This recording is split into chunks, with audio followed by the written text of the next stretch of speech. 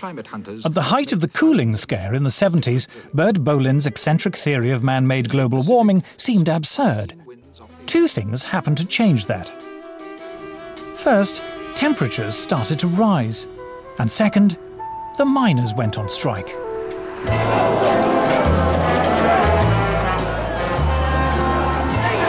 To Margaret Thatcher, energy was a political problem. In the early 70s, the oil crisis had plunged the world into recession, and the miners had brought down Ted Heath's Conservative government. Mrs. Thatcher was determined the same would not happen to her. She set out to break their power. What we have seen in this country is the emergence of an organized revolutionary minority who are prepared to exploit industrial disputes, but whose real aim is the breakdown of law and order and the destruction of democratic parliamentary government. The politicization of this subject started with Margaret Thatcher. She was very concerned always, I remember when I was Secretary of State for Energy, to promote nuclear power.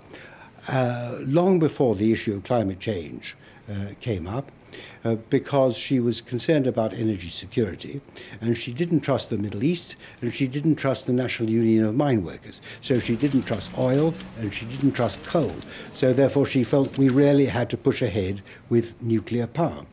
And then when the climate change, global warming thing came up, she felt, well, this is great. This is another argument, because it doesn't have any carbon dioxide emissions. This is another argument why you should go for nuclear. And that is what she was really largely saying. It's been misrepresented since then. And so she said to the scientists, she went to the Royal Society and she said, there's money on the table for you to prove this stuff. So, of course, they went away and did that. Inevitably, the moment politicians put their weight behind something and attach their name to it in some ways, of course, money will flow. That's the way it goes. And inevitably, research, development, institutions started to bubble up, if we can put it that way, which were going to be researching climate, but with a particular emphasis on the relationship between carbon dioxide and temperature. At the request of Mrs. Thatcher, the UK Met Office set up a climate modelling unit which provided the basis for a new international committee called the Intergovernmental Panel on Climate Change, or IPCC. They came out with the first big report which predicted climatic disaster as a result of global warming. I remember going to the scientific press conference and being amazed by two things. First, the simplicity and eloquence of the message and the vigour with which it was delivered. And secondly, the total disregard of all climate science up till that time, including, incidentally, the role of the sun, which had been the subject of a major meeting at the Royal Society just a few months earlier. But the new emphasis on man-made carbon dioxide as a possible environmental problem didn't just appeal to Mrs. Thatcher. It was certainly something very favourable to the environmental idea, what I call the medieval environmentalism of let's get back to the way things were in medieval times and get rid of all these dreadful cars and machines. They loved it because carbon dioxide was for them an emblem of industrialization. Well, carbon dioxide clearly is an industrial gas and sort of tied in with economic growth, with transportation in cars, with what we call civilization. And there are forces in the environmental movement that are simply against economic growth. They think that's bad. It could be used to legitimize a whole suite of myths that already existed: anti-car, anti-growth, anti-development, and above all, anti that great Satan, the US. Patrick Moore is considered one of the foremost environmentalists of his generation. He is co-founder of Greenpeace. The shift to climate being a major focal point came about for two very distinct reasons. The first reason was because by the mid-'80s, a majority of people now agreed with all of the reasonable things we in the environmental movement were saying they should do. Now, when a majority of people agree with you, it's pretty hard to remain confrontational with them. And so the only way to remain anti-establishment was to adopt ever more extreme positions. When I left Greenpeace, it was in the midst of them adopting a campaign to ban chlorine worldwide. Like I said, you guys, this is one of the elements in the periodic table, you know. I mean, I'm not sure if that's in our jurisdiction to be banning a whole element.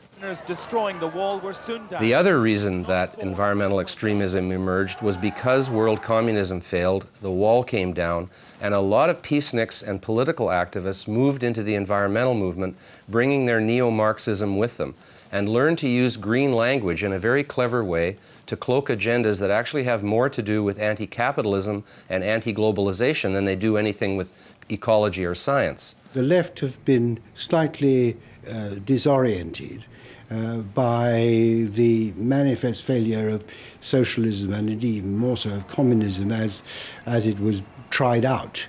And therefore, they still remain as anti-capitalist as they were, but they have to find a new guise for their anti-capitalism. And it was a kind of amazing alliance from Margaret Thatcher on the right through to very left-wing anti-capitalist environmentalists that created this kind of momentum behind a loony idea. By the early 1990s, man-made global warming was no longer a slightly eccentric theory about climate. It was a full-blown political campaign.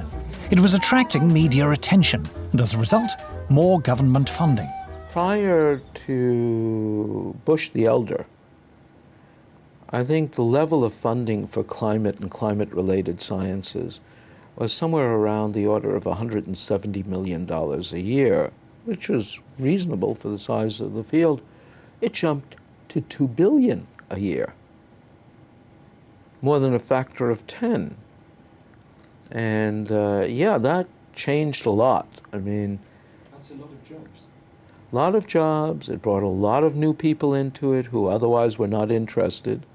So you developed whole cadres of people whose only interest in the field was that there was global warming.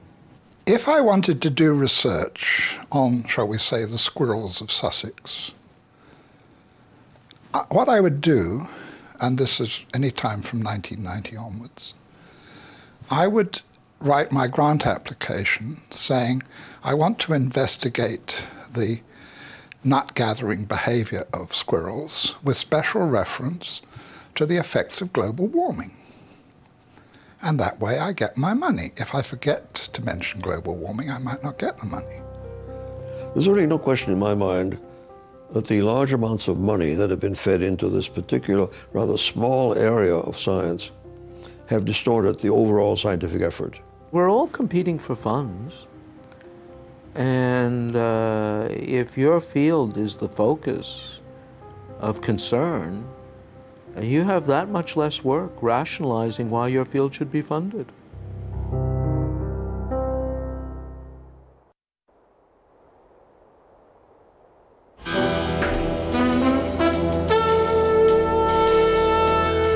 By the 1990s, tens of billions of dollars of government funding in the US, UK, and elsewhere were being diverted into research relating to global warming.